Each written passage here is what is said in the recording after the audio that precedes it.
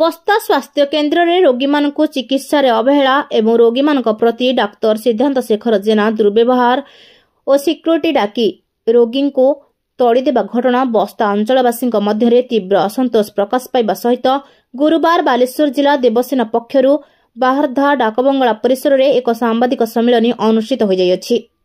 जिला IT cell अध्यक्ष सत्यरंजन बाबूपाणी सभापतित्व में यह सम्मेलन अनुष्ठित होता। देवसेना जिला सभापति शंकर कुमार जेना गत 6 तारिख में असुस्थ हो बस्ता मेडिकल में पहुंची निजर देह असुस्थ कथा डाक्तर को कहवा पर डाक्तर बाबू कौन परीक्षा न करी तांकु एपेंडिक्साइड होईछि बोली बालेश्वर को स्थानांतरित करने को परामर्श देथिले। तेबे श्री जेना अम्ल होइथिबा कहवा पर डाक्तर उत्क्षिप्त होई गालीगुलज करने सहित सिक्योरिटी डाकी बाहर करने को तागिद करथिले। एने श्री जेना बस्ता स्वास्थ्य केन्द्र भारप्राप्त अधिकारी डाक्तर देवव्रत जेना को अवगत करने पर मध्य आज पर्यंत कौन प्रतिकार हो पारला नहीं। तेणु देवसेना पक्षरु दाबी से डाक्तर अन्यत्र बदली हेउ। तेबे देवसेना जिला सभापति शंकर जेना बस्ता थाना अधिकारी को एकत्रिता दरखास्त प्रदान करने सहित सीडीएमओ स्वास्थ्य मंत्री और ओडिशार मुख्यमंत्री को पोस्टाल माध्यम अभियोग पत्र प्रेरित करिसेंती। एही सांबादिक सम्मेलन में देवसेना जिला सभापति शंकर कुमार जेना देवसेनार समस्त कर्मकर्ता उपस्थित थिले। एही समस्यार समाधान नहेले आगामी दिन में देवसेना पक्षरु आंदोलन पंथा अवलंबन करिवे बोली प्रकाश करिसेंती। शंकर कुमार जेना जिला अध्यक्ष देवसेना बालेश्वर।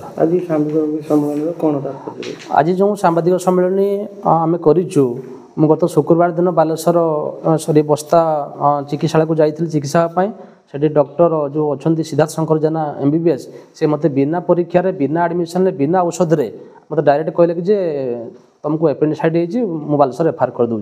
मुझे पचारे जे आप बिना परीक्षा बिना मेडिसिन बिना एडमिशन केमी रेफर कर तू कौन डाक्तर कि एमती गुड़ाई प्रकार दुर्व्यवहार करने सहित मत धक्का मारी कार्ड द्वारा व्यवस्था कले जहाँकि मत अत्यंत दुख प्रकाश है सर्वसम्मुखें से अनेक लोक मत थे अनेक लोक रुंड हो गले जहाँद्वारा कि मोर सम्मान हानि होती।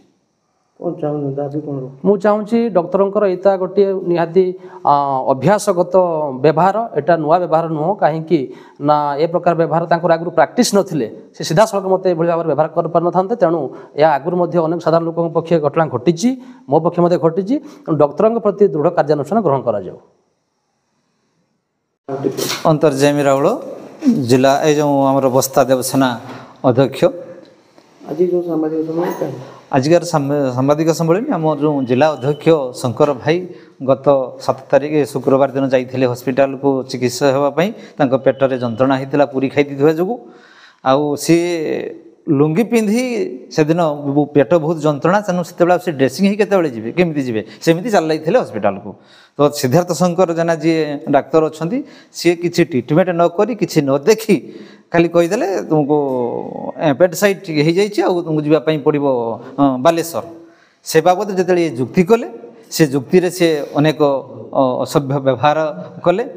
मोर कहबार कथा मोर जे जदि जड़े प्रतिष्ठित व्यक्ति लुंगी पिंधिकी गला बेलू ये व्यवहार होची तेणु साधारण मनीष जिते जाऊँगी जड़े डाक्तखाना भली कि प्रति कि व्यवहार हो बाबद आम थानार अभियोग करूँ और थानार अभियोग करदे मात्रके विभिन्न महलू अभियोग पाखु फोन आसला जे ए बाबद बसी जाओ आम बुझीदेबू अमुक विभिन्न प्रकार कथा से यह सहित आम जो जाइलु हॉस्पिटल जो मुख्य पाख एमओ पाखक सी ये बाबद गुरुत्व देले नहीं कहले चले। आम पचारू सी कहले कौन आम कौन व्यवहार शिखीदेबू ताको आम पचारू जाइए आम कथा कहते व्यवहार जो कारण कौन आम व्यवहार शिखीदेबू आम द्वारा से कथा हो पार ना।